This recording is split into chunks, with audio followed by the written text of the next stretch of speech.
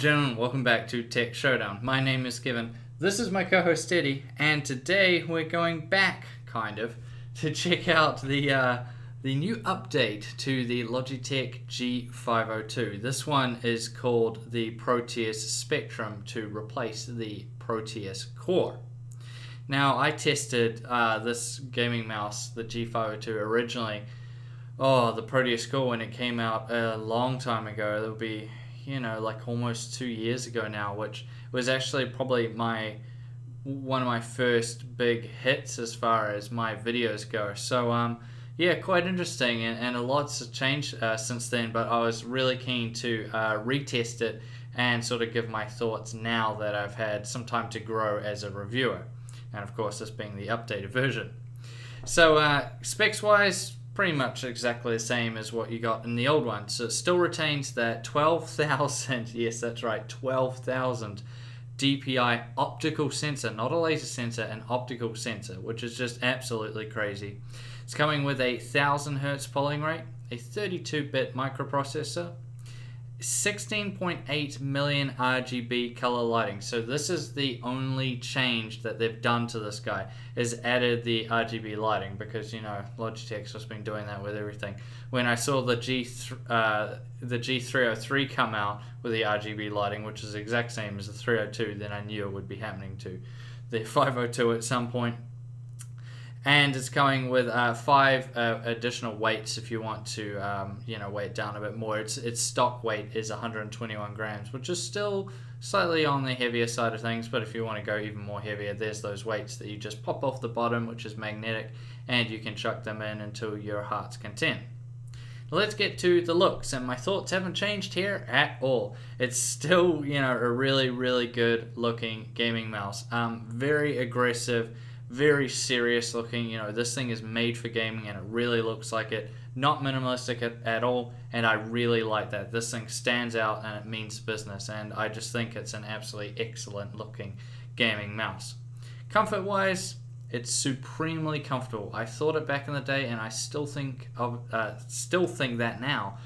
Just using this guy, it's just fantastic. It's so nice. As soon as you sort of start using it again, you're like, oh wow, yeah, I remember. This thing is really, really ergonomic. It just feels great in the hand. It's got the rubber sides as well, which means you have a really nice grip. And yeah, very, very comfortable gaming mouse. Probably one of the best out there, in my opinion, in terms of comfort. Now, accuracy and sensitivity. So, have my thoughts changed on that sensor? Well, no, not at all. I still think it's fantastic. It's one of the best sensors out there, especially at the price point this guy's coming in at. It has heaps of adjustment. It's very, very accurate, and I have no complaints with it at all. Obviously, you're not going to be using that full 12,000 DPI, or probably not even getting close to it.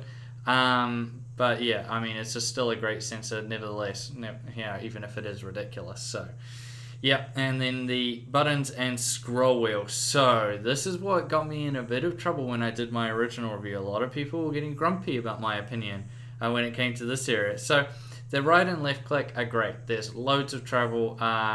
They have a really nice feel to them, and I really like it. They still have these extra 2 buttons up by the left click. Still not a fan of them. Honestly, I think they're kind of get in the way, and they're more of a curse than a blessing. I personally don't like them at all, because sometimes I was accidentally hitting them when I was trying to be doing left clicks. However, that is just my opinion, and other people might like them and have some solid use for them. There's also the forward and back buttons over on the left-hand side. They're nice, up, out of the way. They're good, no worries there. And there's also the snipe button as well, which just brings down the DPI a bit if you're using a sniper rifle. It's mainly for first-person shooter games. I don't know what you'd be using it for outside of a shooter game. But yeah, it just brings the DPI down to help you make those shots when you're using a sniper rifle. Now, the scroll wheel. So it has their dual scroll wheel, and just behind that is the DPI button, which is always nice to have. So the dual scroll button has a switch just ahead of the DPI button, and when you do that, it switches between 2 modes. One is just a normal sort of mode, and you can scroll up and down, and it clicks, and the other is like a free scroll mode, so it just spins with no resistance. Now the problem here, and this is what people get grumpy about, but I still stand by what I said 2 years ago. The clicky mode is too like stiff, and it just feels really, really clunky. Like the mouse scroll wheel itself just feels like its tolerances are really loose and it's kind of moving all over the place. So I don't like it for that reason. But also in its free rolling mode, it's just too out of control. You go to put it down a tiny bit and you go for miles. So unless you're trying to, go way up in a PDF document or something like that, I just don't really like it. Honestly, it's the only real thing about this gaming mouse that I have a problem with is that scroll wheel. I just wish they would do away with this dual scroll thing and just go to a more standard approach. I mean, if they could take the scroll wheel out of the Death Adder, which I think is probably one of the best there is, and put it in this, oh boy, would you have an absolutely magnificent gaming mouse. But still, the scroll wheel holds it down. Now, as far as software goes, it comes with Logitech's gaming software. I think this is probably one of the best softwares out there. Very simple, very easy to use, very straightforward, and I really like it. Nice, clean design as well. Looks really good, on par with Razer Synapse software as sort of the two top good ones that come to mind when I think of gaming software. Which brings us now to the conclusion.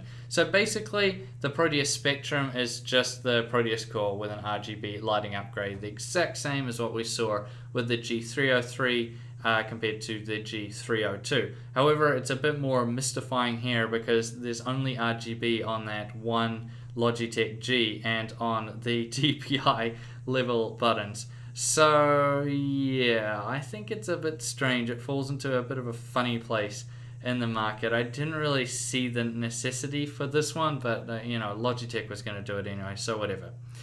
But yeah, it's still great.